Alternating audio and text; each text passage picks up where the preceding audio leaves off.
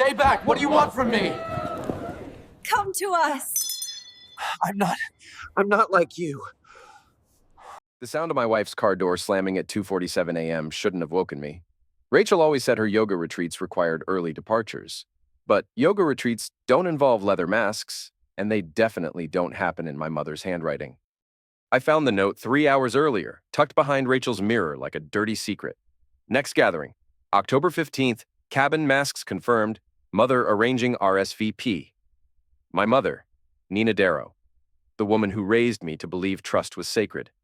Now I'm crouched behind a Douglas fir, watching shadows dance behind frosted cabin windows. The GPS tracker I built years ago for lost hikers led me here, to this forgotten corner of Fern Ridge's endless forests. What I'm seeing through those windows will change everything. Rachel's silhouette moves against the glass, then my sister Tess, her laugh cutting through the October air like broken glass. And there's Nina, orchestrating something I can't yet comprehend. A man in a horned leather mask enters the frame. The screaming starts.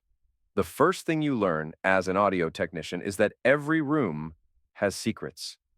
Walls remember conversations. Floors hold footsteps. Even silence tells stories. Our house on Maple Street had been whispering for months, but I was too deaf to listen. Rachel started staying late at the yoga studio in August. New meditation program, she'd say, kissing my forehead with lips that tasted like lies. You know how these wealthy Fern Ridge ladies need their spiritual guidance? I believed her because believing was easier than questioning 20 years of marriage. My sister Tess visited more often, always bringing wine and sympathy. You look tired, Ethan. Maybe you should take a vacation. Clear your head. Even Nina, my therapist mother, started dropping hints about taking breaks and finding yourself. The woman who'd spent my childhood teaching me to solve problems was suddenly suggesting I run from them. But audio technicians don't run. We listen. We record. We find the truth hidden in frequencies others can't hear. The note changed everything. I'd been organizing Rachel's closet when her jewelry box fell, spilling earrings across hardwood. Behind the velvet lining, folded like a prayer, was the handwritten message in Nina's precise script. October 15th. Tonight. I should have confronted Rachel. A normal husband would have demanded explanations, made accusations, fought for clarity. Instead, I did what technicians do. I gathered data. The GPS tracker took 15 minutes to install under Rachel's Honda, military grade, built from components I'd collected over years of side projects. She'd never noticed the magnetic housing tucked behind her rear wheel well. At 2:30 a.m., her phone pinged a text. Ready? She kissed my sleeping forehead and whispered, "Be back tomorrow, love." The Honda's taillights disappeared into Fern Ridge's fog-drunk streets. My laptop showed her route, past downtown, beyond the tourist cabins, deep into territory where cell towers gave up and civilization became suggestion. 20 minutes later, I was hiking through underbrush with my emergency pack and night vision scope. The tracker led me uphill, through old-growth Douglas firs that creaked like dying giants. My breath formed clouds in the thin mountain air. The cabin materialized from darkness like a bad dream. Windows glowed amber against black trees. 3 cars parked outside, Rachel's Honda, Nina's Subaru, and a black sedan I didn't recognize. Through my scope, I watched shadows move behind frosted glass, multiple figures, movement that seemed choreographed, ritualistic. Then Rachel appeared in profile, unmistakable even through dirty windows. She was laughing, head thrown back in genuine joy, the kind of joy she hadn't shown me in months. Tess joined her, equally animated. They embraced like conspirators, sharing victory. Nina entered the frame, and my blood turned to ice water. My mother, the woman who taught me honesty and integrity, was orchestrating whatever this was. Her movements were commanding, authoritative. She pointed at something outside my view, and both Rachel and Tess nodded obediently.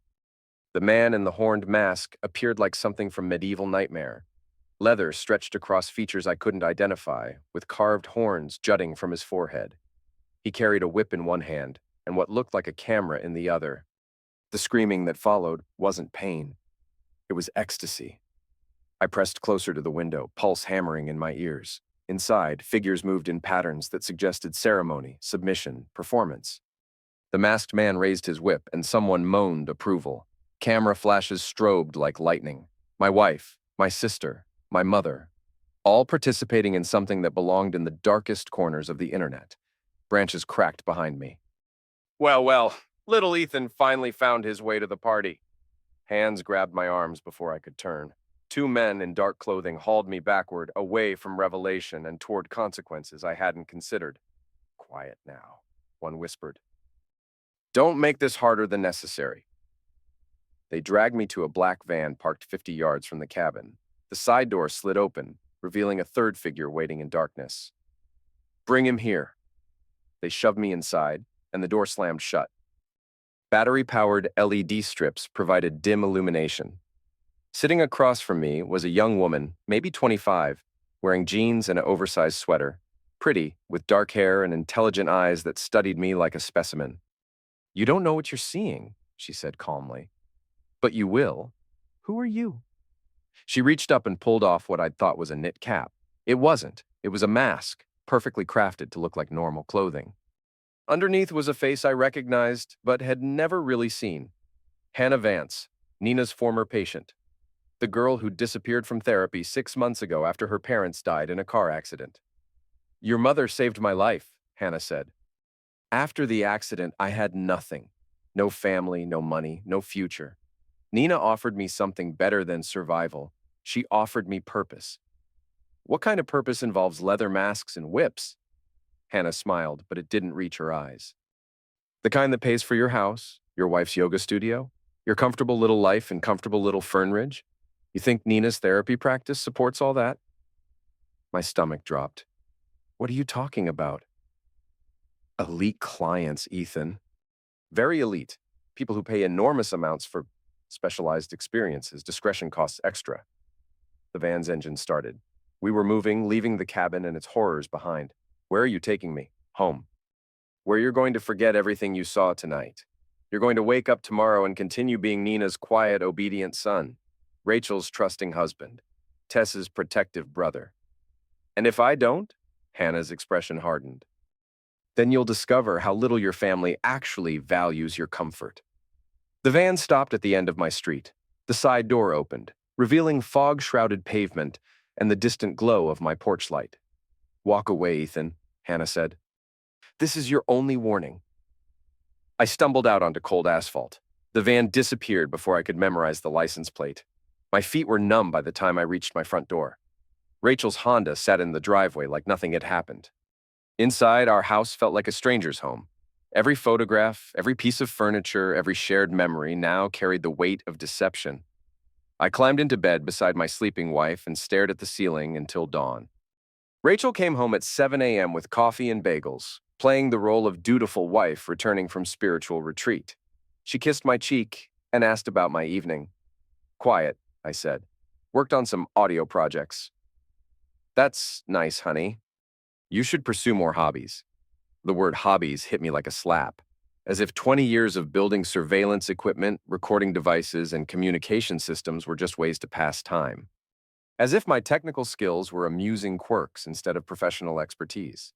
But audio technicians learn patience. We wait for the right frequency, the perfect moment, the clearest signal. I waited until Rachel left for the yoga studio, then retrieved her tablet from the bedroom dresser. She'd always been casual about passwords, using our anniversary date for everything. The screen unlocked on the first try. Her email revealed months of encrypted communications with addresses I didn't recognize. The subject lines were innocuous: schedule update, payment processed, new member orientation. But the patterns suggested coordinated activity. One thread caught my attention. Messages between Rachel and someone named Leo Boss 47. Leo, my best friend since college. Leo Stratton, who'd been my best man, who'd helped me move into this house, who'd listened to me complain about Rachel's distance without mentioning he might be the cause. The most recent message was time-stamped 3:17 a.m. Leo Boss, 47. Amazing tonight. She's getting better at the role play. Yoga Ratch 23. Practice makes perfect. Think he suspected anything? Leo Boss 47. Ethan? Guy's oblivious, just like Nina said. Keep smiling and he'll stay dumb. My hands shook as I scrolled through weeks of similar exchanges. Details about sessions, payments, discussions of my emotional state and how to manipulate it, references to video recordings and client requests. Rachel wasn't just cheating. She was performing. For money. With my best friend. Under my mother's management. The bathroom door slammed as I vomited everything I'd eaten in the past 24 hours. When the retching stopped, I called in sick to work and drove to Radio Shack. By noon, I had components for a complete surveillance system. Micro cameras, audio recorders, wireless transmitters, motion sensors, equipment small enough to hide anywhere. My basement workshop became mission control. I'd built it years ago for audio projects, but now it would serve a different purpose. 27 monitors displayed feeds from cameras I installed throughout our house, Leo's apartment, and Nina's office. Every conversation, every movement, every secret would be recorded and cataloged. The first day yielded nothing interesting. Rachel taught yoga classes. Leo worked his construction job.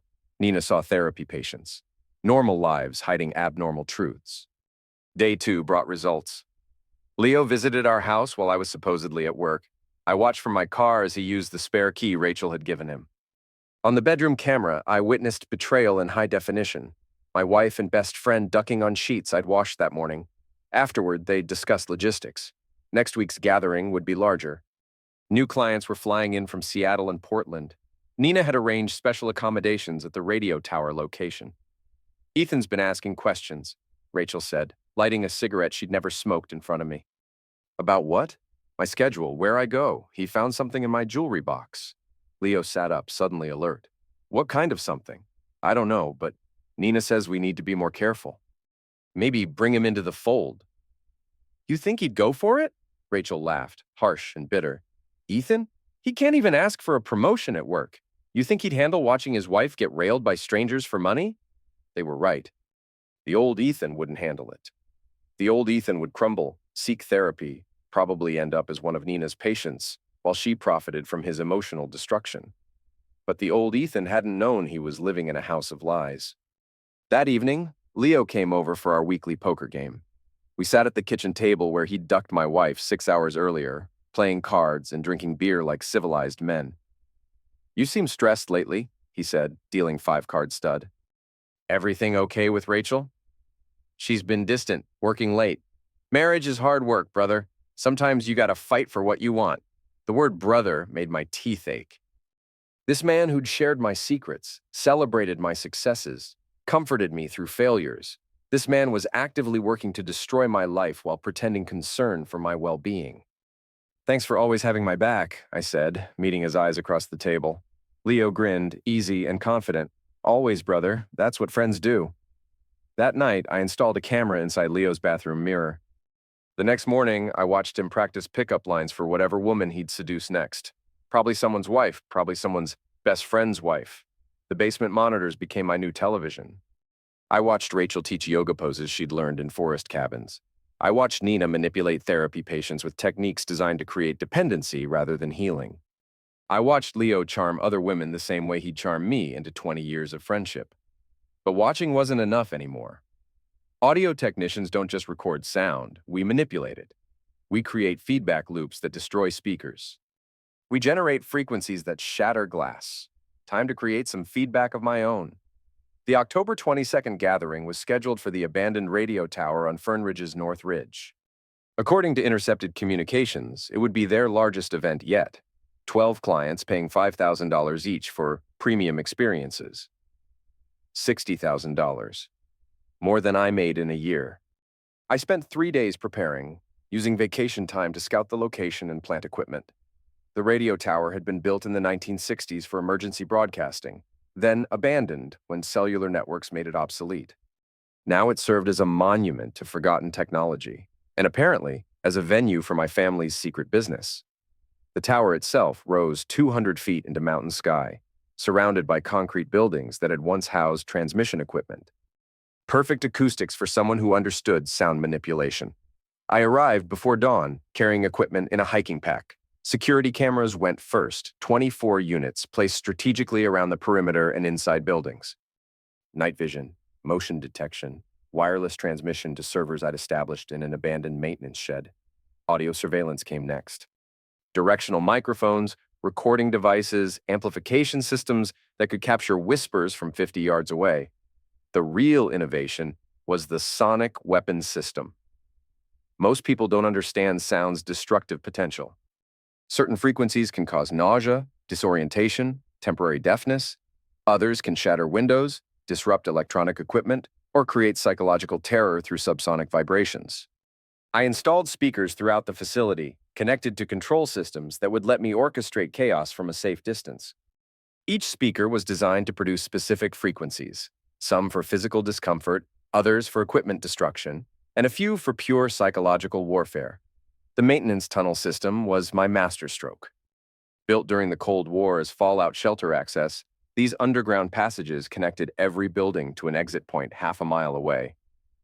I could move unseen, strike from anywhere, disappear without trace. By sunset, the trap was set. I positioned myself in the old control room, surrounded by monitors and audio equipment that would make NASA jealous. Through security cameras, I watched expensive cars arrive. Mercedes, BMWs, one Ferrari that probably cost more than my house. The clients were exactly what I'd expected. Middle-aged men with soft bodies and hard eyes, wealthy enough to buy anything, bored enough to pay premium prices for degradation. They wore casual clothes but carried themselves like corporate executives attending a board meeting. Rachel arrived with Nina and Tess, all three dressed in black clothing that suggested ceremony rather than celebration. My wife had never looked more beautiful or more alien. Leo came last, driving his pickup truck like he belonged among luxury vehicles. He carried a large duffel bag that probably contained masks, props, and whatever tools were needed for the evening's entertainment. Inside the main building, they transformed space into something between theater and dungeon. Black sheets covered windows, candles provided flickering illumination, cameras were positioned to capture every angle of whatever would unfold. Nina took charge, directing placement of furniture, testing equipment, instructing participants on protocols I couldn't hear but could imagine. She moved with the authority of someone completely comfortable orchestrating other people's degradation. The clients gathered in a semicircle, drinks in hand, casual conversation masking anticipated violence. They looked like any group of successful men at a cocktail party, if cocktail parties involved paying for the privilege of humiliating women. Rachel, Tess, and two other women I didn't recognize disappeared into a side room.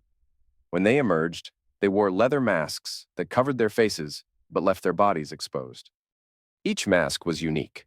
Rachel's bore intricate Celtic knots, Tess's featured silver studs.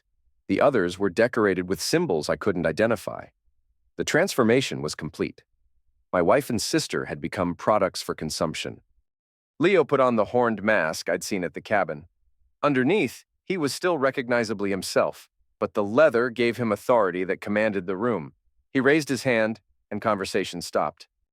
"Gentlemen," he said, voice carrying through the space like a ringmaster's call, "welcome to an evening of authentic experience." That's when I activated the first frequency, 18 hertz, subsonic. Felt rather than heard. It creates unease, paranoia, the sensation of being watched by unseen predators. I fed it through speakers hidden in the walls, gradually increasing amplitude until everyone in the room shifted uncomfortably. One client looked over his shoulder, another checked his phone. Rachel adjusted her mask nervously. "Is anyone else feeling?" a client began, but didn't finish the thought. I added 28 hertz, the frequency that causes maximum discomfort in human inner ears, nausea, dizziness, the feeling that gravity has shifted unexpectedly. Within minutes, half the clients were leaning against walls for support. The masked women huddled together, no longer performing confidence. "What the hell is happening?" Leo demanded, removing his horned mask to reveal confusion and growing anger. Nina tried to take control. "Everyone remain calm." There might be an issue with the building's ventilation system. I increased amplitude on both frequencies while adding a third, 40 hertz, designed to interfere with electronic equipment. The client's phones started displaying error messages. The carefully positioned cameras flickered and died. "We need to leave," one client announced, heading for the exit. "Nobody leaves until we understand what's happening," Nina commanded, but her authority was cracking along with everyone's composure. Through night vision cameras, I watched chaos unfold. Some clients vomited from the subsonic assault. Others stumbled toward exits that I'd electronically locked. The masked women stripped off their leather, trying to escape identities that had become trap. Time for the visual component. Strobe lights erupted throughout the building, synchronized with audio frequencies to create maximum disorientation. 12 flashes per second, the rate that triggers seizures in sensitive individuals. Combined with the sonic assault, it transformed the space into sensory hell. Screaming replaced conversation. Professional predators became confused victims, stumbling through darkness while their nervous systems revolted against frequencies their brains couldn't process. I watched Rachel collapse, hands pressed to her ears, mouth open in silent agony. For a moment, I felt something that might have been sympathy. Then I remembered Leo ducking her on our bed and turned up the amplitude. The building's emergency lighting failed as my sonic weapons overloaded electrical systems. In the strobing darkness, figures stumbled like drunk ghosts, seeking exits that wouldn't open, relief that wouldn't come. Nina tried to restore order by shouting instructions nobody could hear over the acoustic chaos. Leo swung his fists at invisible attackers, the horned mask making him look like a demon having an exorcism. Through the tunnel system, I moved to the building's main entrance and unlocked the doors. Fresh mountain air flooded the space as clients stumbled outside, desperate to escape the frequency assault. But I wasn't finished. Spotlights erupted from the surrounding forest, illuminating the fleeing figures like prison escapees. I'd positioned them during my scouting trips, powered by car batteries and triggered by motion sensors. Every face was now visible. Every license plate was recorded. Every participant in my family's secret business was documented in high-definition video. Leo tried to organize a response, shouting orders that were lost in the acoustic maelstrom. Several clients jumped into their expensive cars and fled, abandoning whatever they'd paid for in favor of escape. Nina stood in the spotlight glare, hands shielding her eyes, looking older and smaller than I'd ever seen her. The woman who'd controlled every aspect of my emotional development was powerless against frequencies she couldn't understand or fight. Rachel ran toward her Honda, leather mask forgotten in the building's darkness. In the harsh illumination, she looked like a stranger, someone I might have passed on the street without recognition. I followed them through the tunnel system, emerging at the exit point half a mile away. My car waited in darkness, engine running, ready for whatever came next. The frequency weapons shut down automatically after 60 minutes, leaving the radio tower location silent except for wind through broken windows and the distant sound of expensive cars fleeing down mountain roads. Through security cameras, I watched Nina and Leo search the buildings for evidence of sabotage. They found the speakers, but not the control systems. They discovered the cameras, but not the servers collecting footage. By dawn, they'd given up and driven home, leaving behind a crime scene that would never be reported to police. I had 60 gigabytes of video evidence and audio recordings that could destroy 20 lives, but I wasn't ready to use them yet. Revenge is like good audio engineering. It requires patience, precision, and perfect timing. The days following the radio tower incident were masterpieces of psychological warfare. I returned to work as if nothing had happened, attended family dinners with Nina and Tess, played poker with Leo, kissed Rachel goodnight like a devoted husband. But privately, I was conducting an orchestra of paranoia. The first movement targeted Leo. I'd installed keystroke loggers on his computer, giving me access to passwords, bank accounts, and private communications. His construction company was already struggling financially. 3 late payments from major clients had left him barely meeting payroll. I made his situation worse by anonymously reporting safety violations to OSHA. Nothing serious enough to shut him down, just enough to trigger expensive inspections and fines. Equipment failures started plaguing his job sites. Hydraulic leaks, electrical shorts, mechanical problems that cost thousands to repair.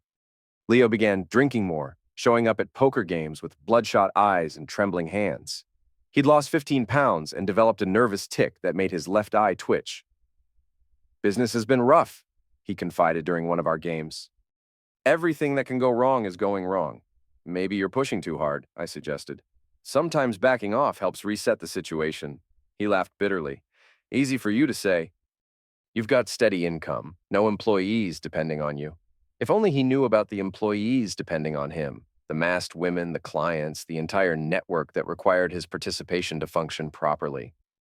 The second movement focused on market manipulation. I'd researched every client from the radio tower gathering, using license plate numbers and facial recognition software to identify their real names and business interests. Most were executives at publicly traded companies. Stock prices are sensitive to rumors, especially rumors involving sexual scandals and illegal activities.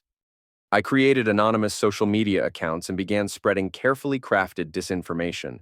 Nothing actionable enough to trigger lawsuits, just whispers and implications that created uncertainty. One client's company lost 12% of its value in 3 days. Another faced shareholder demands for executive investigation. The third movement was more personal. I started targeting Nina's therapy practice. She'd built her reputation on helping people overcome trauma and addiction. Her client list included prominent Fernridge residents who valued discretion above results. But discretion works both ways. It protects secrets and reveals them. I hacked her patient database and discovered decades of boundary violations, sexual relationships with vulnerable clients, prescription drug fraud, insurance billing for services never provided. Nina hadn't just organized the masked gatherings. She'd been exploiting people's psychological wounds for profit since before I was born. Anonymous letters began appearing in mailboxes throughout Fernridge's wealthy neighborhoods. Nothing explicit, just suggestions that certain therapy practices might not be as ethical as advertised. Perhaps other professionals should be consulted for second opinions. Nina's appointment book started showing cancellations. Patients who'd seen her for years suddenly found other therapists. Referrals from physicians stopped completely. Within 2 weeks, she'd lost 40% of her income. The fourth movement involved Rachel directly. I'd been monitoring her communication since the radio tower incident, watching the network struggle to reorganize. Several clients had demanded refunds. Others threatened exposure if their identities became public. The entire operation was hemorrhaging money and credibility. Rachel tried maintaining her yoga classes, but word spreads quickly in small towns. Women who'd trusted her with their spiritual development were hearing rumors about her extracurricular activities. Class attendance dropped from 20 students per session to fewer than 5. One evening, she came home crying. "Someone's spreading lies about me," she said, collapsing onto our couch. "Sarah Martinez asked if I was involved in some kind of Zex cult. Where would she get that idea?" I sat beside her, playing the role of supportive husband. People in small towns love gossip. It'll blow over. Will it? My reputation is everything in this business. If people think I'm some kind of pervert. She didn't finish the sentence, but I knew what she meant. Yoga instructors sell trust and authenticity. Once that's compromised, there's no recovery. I held her while she cried, stroking hair that smelled like the lavender shampoo she'd used for 20 years. For a moment, I almost felt guilty about orchestrating her destruction. Then I remembered Leo's voice on the recording.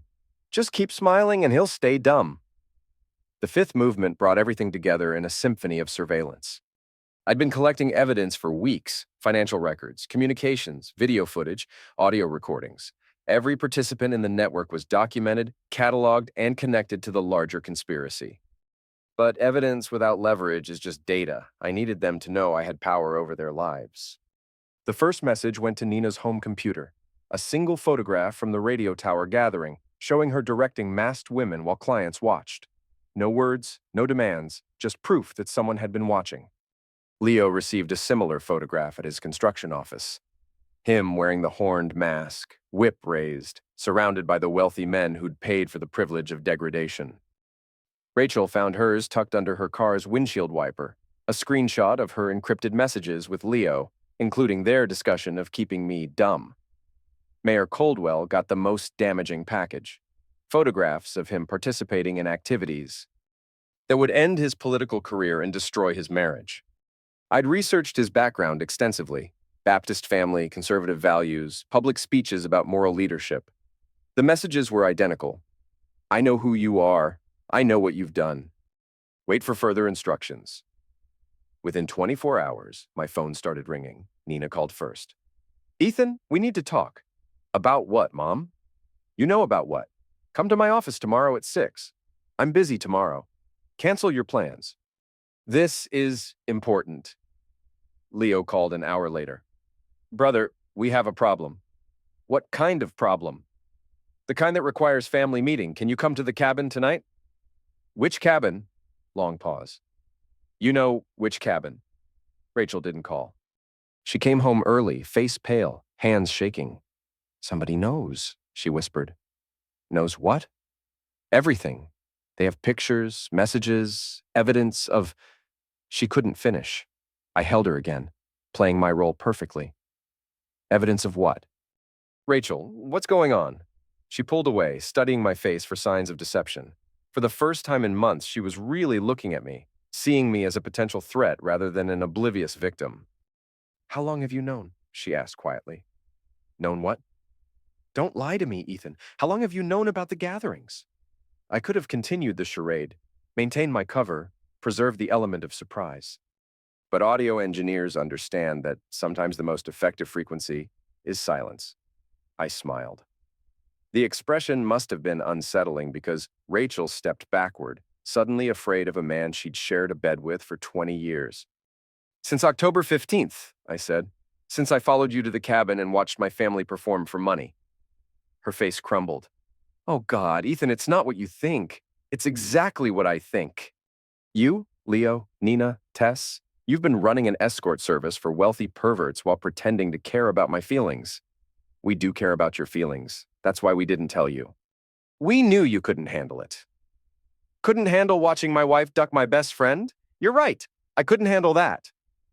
Tears started flowing down her cheeks. "It's just business, Ethan. It doesn't mean anything. Business that pays for our house, our cars, your yoga studio?" She nodded, no longer able to meet my eyes. "How long?" 3 years. Since Nina started organizing private sessions for her therapy clients. 3 years of lies. 3 years of protecting you from something that would destroy you. I laughed, and the sound made her flinch. "Protect me? You mean protect yourselves. Protect your income. Protect your little conspiracy." "What do you want?" she whispered. "I want to watch it all burn." The family meeting happened at Nina's office, neutral ground where psychological manipulation felt most natural. I arrived exactly on time, carrying a leather briefcase that contained printed copies of everything I'd collected.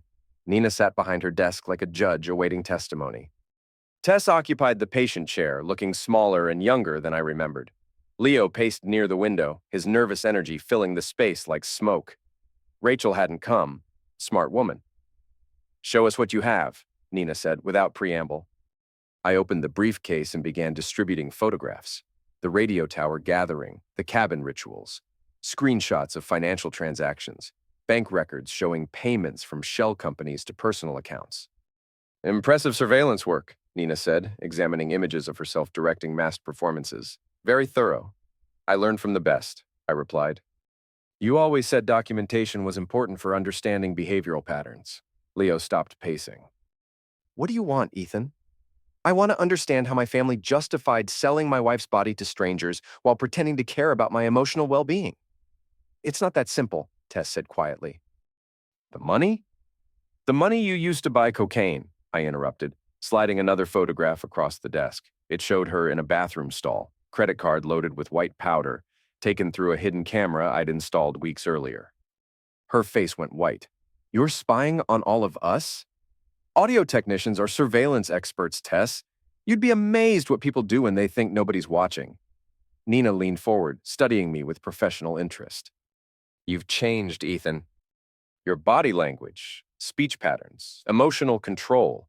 This isn't the man who came to me for anxiety therapy 2 years ago. Anxiety therapy that you used to gather information about my psychological weaknesses so you could manipulate me more effectively. I was helping you. You were studying me. Learning which buttons to push, which fears to exploit, which insecurities would keep me compliant while you ducked my life."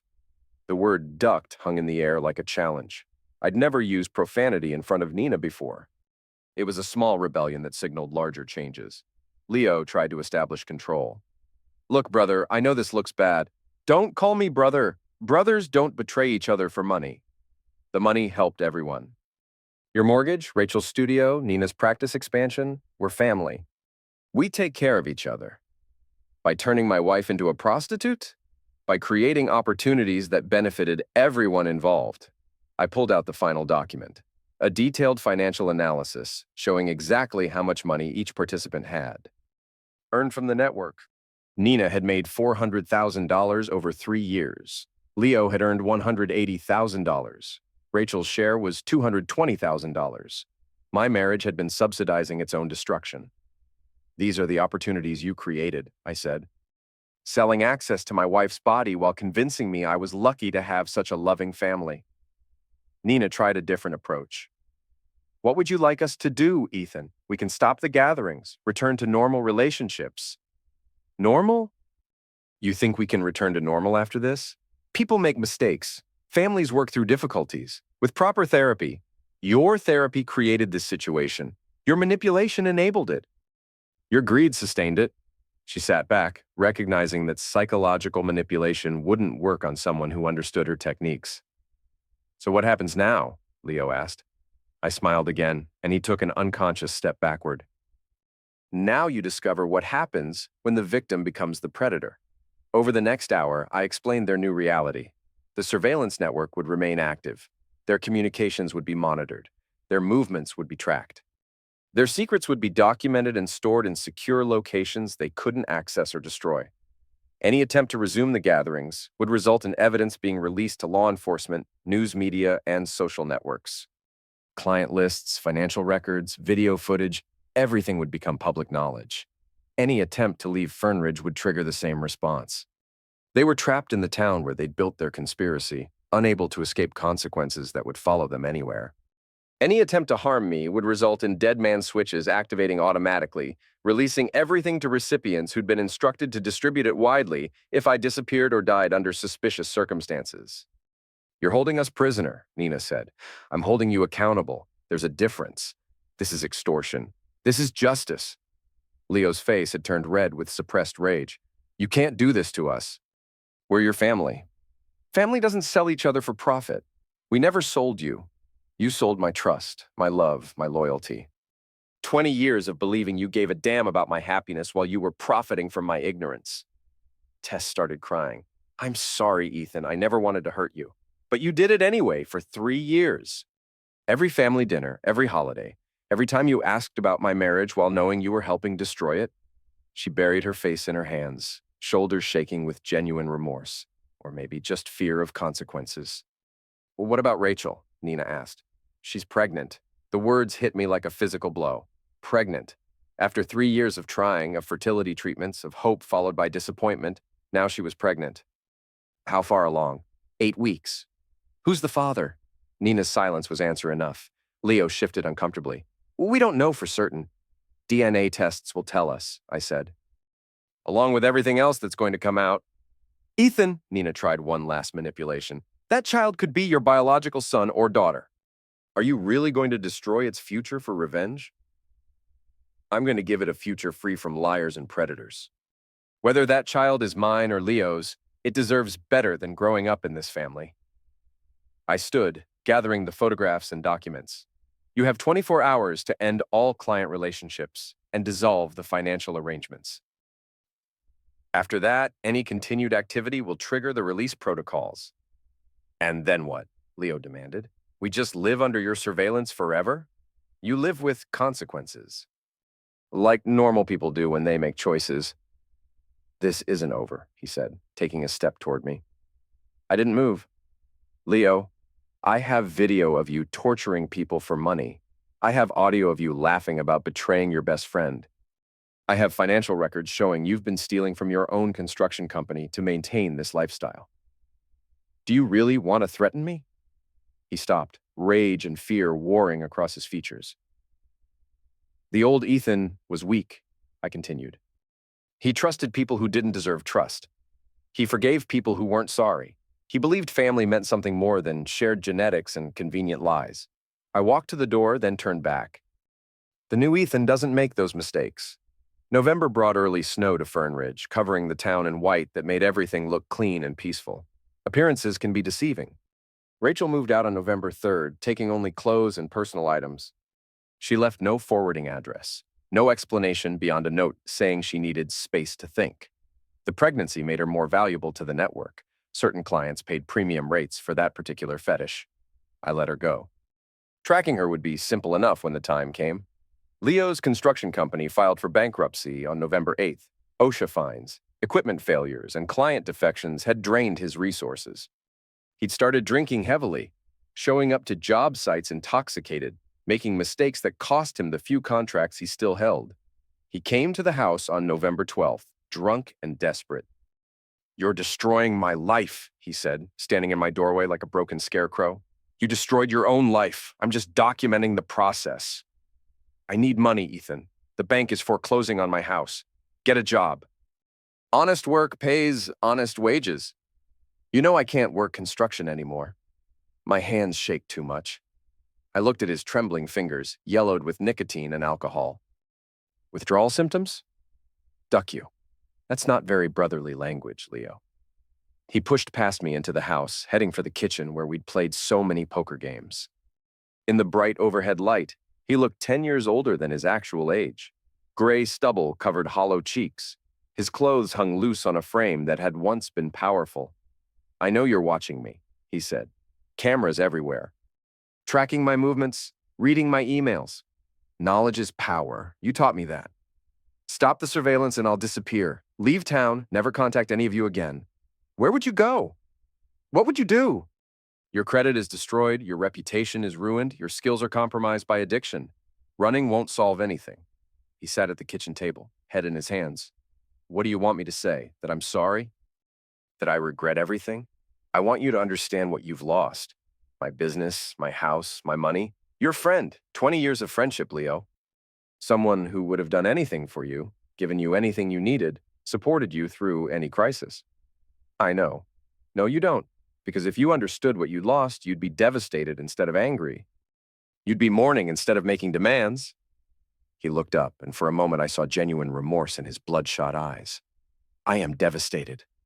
I lost my best friend, my business, everything that mattered. You lost those things when you decided to betray me. I'm just making the consequences visible. Can we fix this? Somehow. I studied his face, searching for sincerity beneath the desperation. Do you love her? Who? Rachel. Are you in love with my wife, or was she just convenient pussy? He flinched at the crude language. It's complicated. It's simple. Either you love her enough to want a real relationship, or you used her for sex while pretending to be my friend. Both, he said quietly. I do love her, but I also used her. And I used you. Honesty. Finally. The baby? Probably mine. The timing fits. Will you be a good father? I want to be, but I don't know how to support a child without income. Figure it out. Fathers protect their children, even when it's difficult. Are you going to release the evidence? I considered the question. Revenge had been my motivation for months, but revenge without purpose is just cruelty. What did I actually want from this situation? That depends on what you do next. Meaning? Meaning you have two choices. You can continue being the man who betrays friends for money, or you can become the man who protects his child at any cost. What's the difference? The first man runs away when consequences arrive. The second man faces them and does whatever is necessary to build a better future. Leo nodded slowly. What would facing consequences look like? Full confession, every detail, every participant, every financial transaction. Cooperation with any investigation that follows. Complete transparency about the network's operations. That would destroy everyone involved. Everyone involved is already destroyed. The only question is whether you'll take responsibility or let others pay the price. He sat silent for 10 minutes, processing options that ranged from bad to catastrophic. Finally, he spoke. If I cooperate, will you help me get clean? Support me through recovery? Are you asking me to be your friend again? I'm asking you to help me become someone worthy of friendship. I studied his face, looking for manipulation beneath the apparent sincerity. Leo had always been charismatic, able to charm his way through situations that should have had serious consequences. But charisma requires energy, and addiction had drained him of everything except desperation. Addiction treatment first, I said. Residential program, minimum 90 days, complete detox, psychological evaluation, whatever the professionals recommend. I can't afford, I'll pay for it. Consider it an investment in my future nephew or niece. His eyes filled with tears. Why would you help me after everything I've done? Because 20 years of friendship means something, even when it's been violated. Because that child deserves a father who's capable of love instead of destruction. And because revenge without redemption is just another form of cruelty.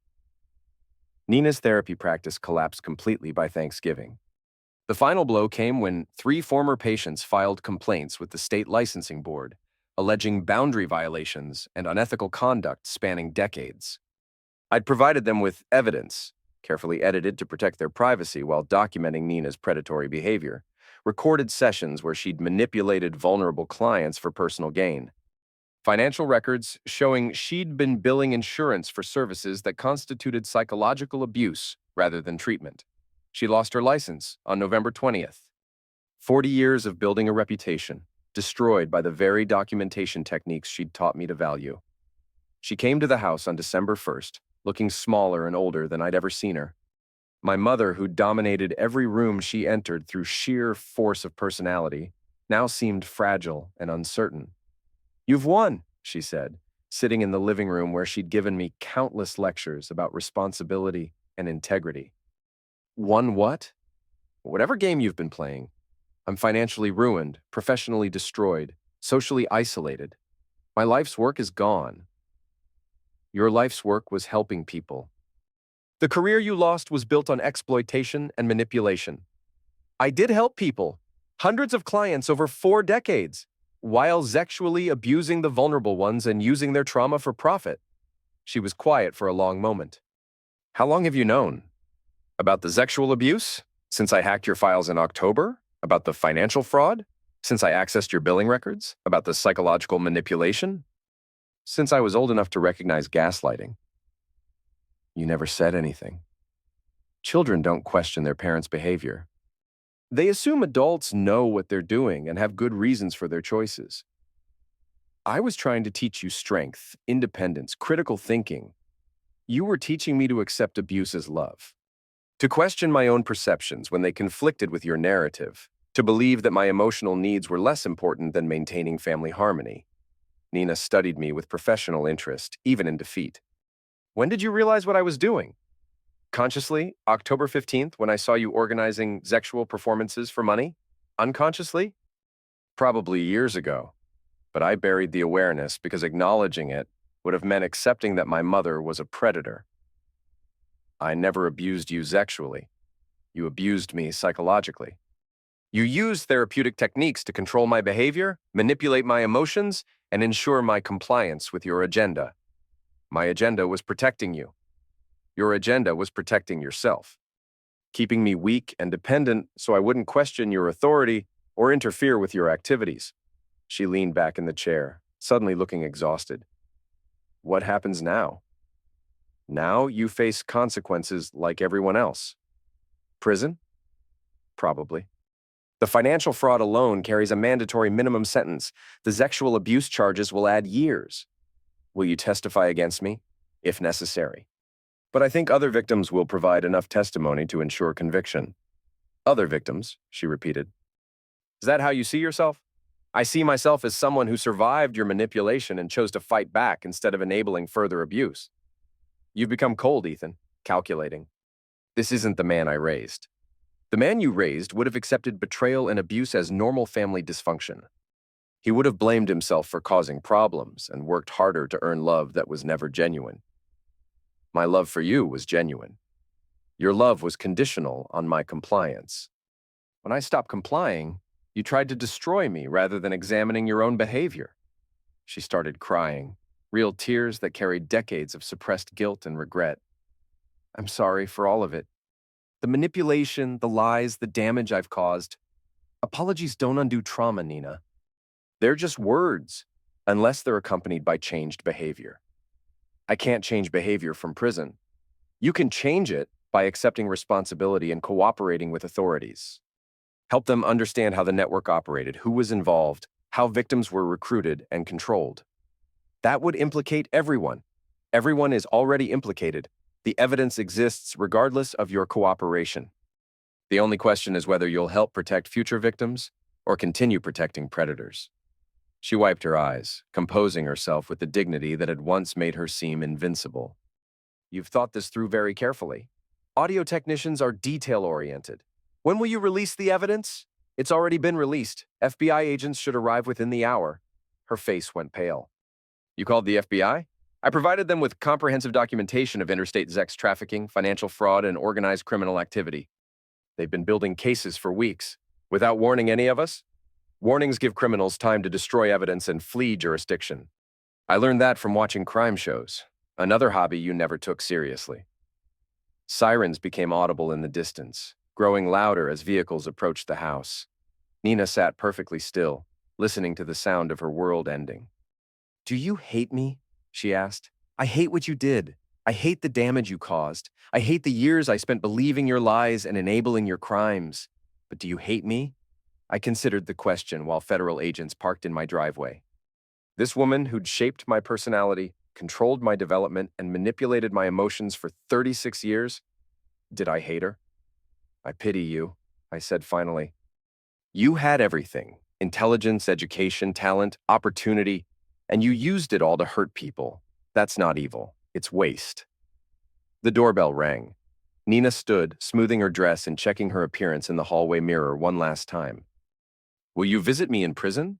"No." "Will you write?" "No." "Will you ever forgive me?" I opened the door before answering.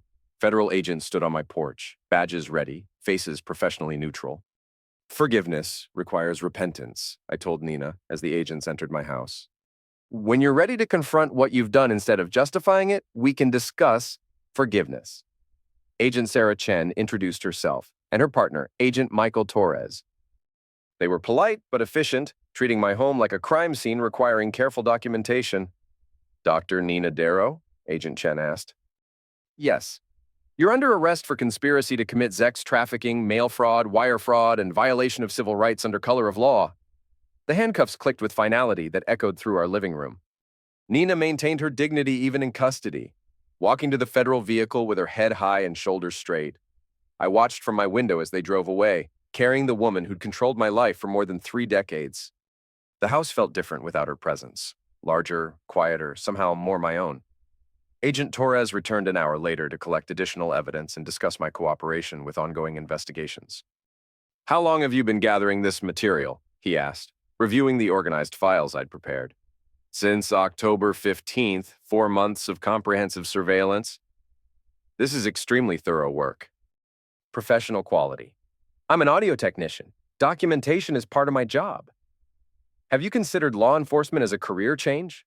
I laughed, surprising myself with the sound. "I think I've had enough of investigating criminal behavior for one lifetime. The Bureau could use people with your skills and attention to detail. I appreciate the offer, but I'm planning to start over somewhere new. Fresh beginning, clean slate." "Where will you go?" "Haven't decided yet. Somewhere without memories, where nobody knows my history." Agent Torres nodded, understanding the need to escape trauma geography. "The trials will require your testimony. Could take a year or more to work through the system. I'll be available whenever you need me." "What about your wife?" "We'll need her testimony as well. Rachel's cooperating from a location I'm not supposed to know about." "She's been working with Agent Chen since November." He looked surprised. "You knew she was cooperating?" "I've been monitoring all communications since this started. Nothing happens in this case without my knowledge." "That's concerning from a legal perspective. The surveillance was conducted on my own property using equipment I owned and installed. Any evidence gathered outside my property was turned over to federal authorities without being viewed or copied." "You're very careful about legal boundaries." I had good motivation to avoid giving anyone grounds for dismissing evidence on technicalities. He finished collecting files and recording equipment, then shook my hand at the door. "For what it's worth," he said, "you did the right thing. This network was responsible for significant harm to vulnerable people. I did the only thing I could live with." There's a difference. Rachel gave birth on June 15th, 8 months after the radio tower incident. I wasn't present for the delivery, but I received updates through Agent Chen, who'd become something like a friend during the long investigation process. The baby was healthy. 7 pounds, 2 ounces, brown hair, blue eyes that would probably change color within weeks. DNA testing confirmed Leo as the biological father, eliminating my last connection to my former family. Leo had completed residential addiction treatment and was working construction in Oregon, trying to build a stable life for his son. He sent child support payments religiously and spoke to Rachel every evening via video call. Recovery had changed him. made him quieter, more thoughtful, less dependent on charisma to navigate difficult situations. Rachel testified against Nina and the other network participants, providing detailed accounts of recruitment, financial arrangements, and psychological manipulation. Her cooperation earned a reduced sentence, 5 years probation and mandatory therapy. She'd moved to Seattle working as a certified nursing assistant while completing addiction counseling education. The plan was to help other women escape situations similar to her own. Nina received 25 years in federal prison. Age 73 at sentencing, she'd likely die in custody.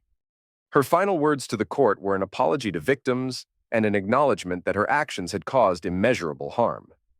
Tess plea bargained to conspiracy charges in exchange for testifying against higher-level network organizers. 3 years in minimum security prison, followed by supervised release. She had entered a drug treatment program and was working toward a college degree in social work. Mayor Coldwell lost re-election and faced federal charges for official corruption. The revelation that he'd used city resources to facilitate criminal activity destroyed his political career and resulted in a 10-year sentence. 7 network clients were convicted of various charges related to sex trafficking and exploitation. Their sentences ranged from 18 months to 12 years, depending on their level of involvement and cooperation with authorities. The trials concluded in March, nearly 2 years after I'd discovered my family's secret business. I testified in each case, providing technical explanations of surveillance evidence and detailed timelines of criminal activity. Defense attorneys tried to portray me as a vindictive husband conducting illegal surveillance, but my cooperation with federal authorities and careful adherence to legal boundaries made their attacks ineffective. I'd become something of a local celebrity, the quiet audio technician who'd brought down a criminal network through patient investigation and technical expertise. Several production companies approached me about book and movie deals, but I declined all offers. Some stories don't need wider audiences. By April, Fernridge had become unbearable. Every familiar location carried memories of betrayal and discovery. The house where Rachel and Leo had conducted their affair, the cabin where I'd first seen the masked gatherings, the radio tower where I'd unleashed sonic warfare against my own family. I sold everything: house, car, equipment, furniture, and bought a small RV suitable for extended travel. The plan was to drive until I found somewhere that felt like home, then start building a life based on honesty instead of deception. My final stop was Leo's apartment in Portland. He'd requested a meeting to discuss the baby and our shared history. He looked healthy for the first time in years. Clean-shaven, clear-eyed, wearing work clothes that weren't stained with alcohol or regret. Sobriety had restored something essential that addiction had stolen. "Thank you," he said without preamble. For what? For forcing me to face consequences instead of enabling my destruction. For paying for treatment when you had every right to let me die. For helping me become someone worthy of raising my son. You did the work, Leo. I just provided motivation. Harsh motivation. Effective motivation. You're sober, employed, and taking responsibility for your child. None of that would have happened if I'd handled this differently. He nodded, accepting the assessment without defensiveness. Recovery had taught him to acknowledge uncomfortable truths. "Do you forgive me?" he asked. "I understand why you made the choices you made. Addiction, financial pressure, Nina's manipulation. There were factors that influenced your behavior. That's not the same as forgiveness. No, it's not. Forgiveness requires trust, and trust takes time to rebuild. Will we ever be friends again?" I considered the question honestly. We'll never be the friends we were because those friendships were based on lies and hidden information. But we might become different kinds of friends, people who've shared trauma and chosen healing over revenge. I'd like that. Then prove you're worthy of it. Be a good father. Stay sober. Treat people with honesty and respect. Show me through actions that the man you've become is different from the man who betrayed me. How long will that take? However long it takes. There's no timeline for earning back trust. We talked for 2 hours about recovery, responsibility, and the future. Leo showed me pictures of his son, a beautiful baby who deserved better than the legacy of lies and exploitation that had shaped our generation. "What will you tell him about his family history?" I asked. "The truth. Age appropriately when he's old enough to understand. I want him to know that people can change, that mistakes don't define you forever, that taking responsibility for harm is the first step toward making amends." Good answer. Rachel wants to know if you'll ever meet him. Maybe. When he's older. When I'm ready to be around family again without feeling angry or betrayed. Will you stay in touch? For now. Recovery is a process, and I want to support your success. But I'm also building a new life that doesn't revolve around fixing other people's problems. We shook hands at the door, not the embrace of former best friends, but the respectful gesture of two men who'd survived mutual destruction and chosen different paths forward. I drove south from Portland, following highway signs toward destinations I'd never visited. The RV felt like freedom after months of being trapped in Fernridge's geography of trauma. Somewhere near the California border, I stopped at a truck stop and called Agent Chen to provide my new contact information. "How are you adjusting?" she asked. "Better every day. It's amazing how much energy you recover when you stop trying to fix broken people. Any regrets about how you handled the situation?" "I regret that it was necessary. I regret that people I loved chose to betray that love for money. But I don't regret exposing the truth or protecting future victims. You saved lives, Ethan. The network was expanding, recruiting younger women, planning to establish operations in other cities. Your evidence prevented significant additional harm. I know, that helps with the guilt. Guilt? Survivor's guilt. Guilt about destroying my family. Guilt about enjoying their destruction more than I should have. Those feelings are normal after trauma. Have you considered therapy?" I laughed. My mother was a therapist. She used therapy techniques to manipulate and control me for 36 years. I think I'll handle my emotional processing differently. Fair enough. Stay safe out there. I will. Thank you for everything, Agent Chen. You made a difficult situation bearable. I hung up and walked into the truck stop diner, ordering coffee and pie from a waitress who didn't know my history or care about my trauma. Just a traveler passing through, carrying stories she'd never hear. The freedom was intoxicating. 5 years later, I'm sitting in a coffee shop in Asheville, North Carolina, writing equipment manuals for a small tech company that builds hearing aids for veterans. The work is satisfying, using audio expertise to help people instead of conducting surveillance or waging sonic warfare. My phone buzzes with a text from Leo. "Marcus took his first steps today. Thought you'd want to know." Marcus. Named after Marcus Aurelius, the philosopher-emperor who wrote about duty, responsibility, and redemption. Leo had studied Stoicism during recovery, finding wisdom in ancient texts about accepting what you can't control while taking responsibility for what you can. I text back, "Congratulations. Send pictures when you get a chance. The relationship we've built over 5 years isn't friendship in any traditional sense. It's something more complex, a connection between two men who've seen each other at their worst and chosen to support each other's growth towards something better." Rachel completed her addiction counseling certification and now runs a program for women escaping exploitation. She sends holiday cards with pictures of Marcus and updates about her work. The cards are signed "With gratitude, Rachel." Not love, not friendship, but acknowledgement that my actions had ultimately saved her life. Nina died in prison 3 years ago, complications from diabetes that she'd hidden during the trial. I felt sadness when Agent Chen called with the news, but not grief. Sadness for wasted potential, for the good she might have done if she'd chosen different paths. Tess completed her social work degree and works with juvenile offenders in Denver. Her Christmas card last year included a photo of her with clients. Teenagers who reminded me of myself at their age, struggling to understand why adults had failed to protect them. "Every day I try to be the adult I needed when I was their age," she wrote. "Thank you for showing me what accountability looks like.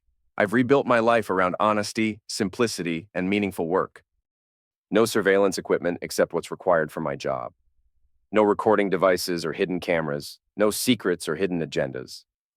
The RV became a permanent home in the mountains outside Asheville, on 5 acres of land that provides privacy without isolation. I've learned to appreciate silence, not the silence of suppressed truth, but the silence of peace. Sometimes former colleagues from Fernridge contact me through social media, curious about my new life or seeking updates about the network trials. I respond politely but briefly, providing no information that might compromise my privacy or safety. The story became a cautionary tale in law enforcement circles, how family manipulation and financial pressure can enable criminal enterprises, how patient investigation can expose complex conspiracies, how technology can be used for both exploitation and justice. But I don't think about it as a story. I think about it as a lesson in the importance of trusting your instincts, documenting suspicious behavior, and refusing to enable people who harm others for profit. My phone buzzes again. This time, it's a photo from Leo, Marcus standing unsteadily between a couch and coffee table, grinning with the pure joy that only children possess. He looks like his father, but his expression reminds me of Tess at that age. Open, curious, trusting that the world will be kind to him. Maybe it will be. Maybe this generation can break the cycle of manipulation and exploitation that defined ours. Maybe Marcus will grow up understanding that love doesn't require compliance, that family doesn't justify abuse, that trust must be earned through consistent, honest behavior. I save the photo and return to my work, designing acoustic systems that will help wounded veterans hear their grandchildren's laughter, their spouses' voices, the everyday sounds that give life meaning. It's good work, honest work. Work that helps people instead of harming them. Outside the coffee shop window, afternoon sun filters through mountain trees, creating patterns of light and shadow that shift with the wind. Beautiful and temporary, like most things worth appreciating. I close my laptop and walk outside, breathing clean air that doesn't carry the weight of secrets or the echo of deception. The mountain silence is complete, not empty, but full of possibility. Somewhere in Oregon, a little boy is learning to walk.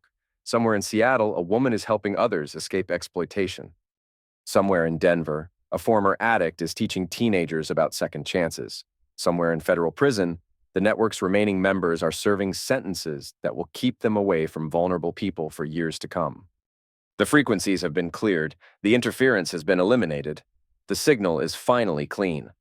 I drive home to my mountain cabin where honest work waits, and the only sounds are wind through trees and the distant call of eagles riding thermal currents toward peaks that touch the sky. For the first time in 36 years, I'm exactly where I belong.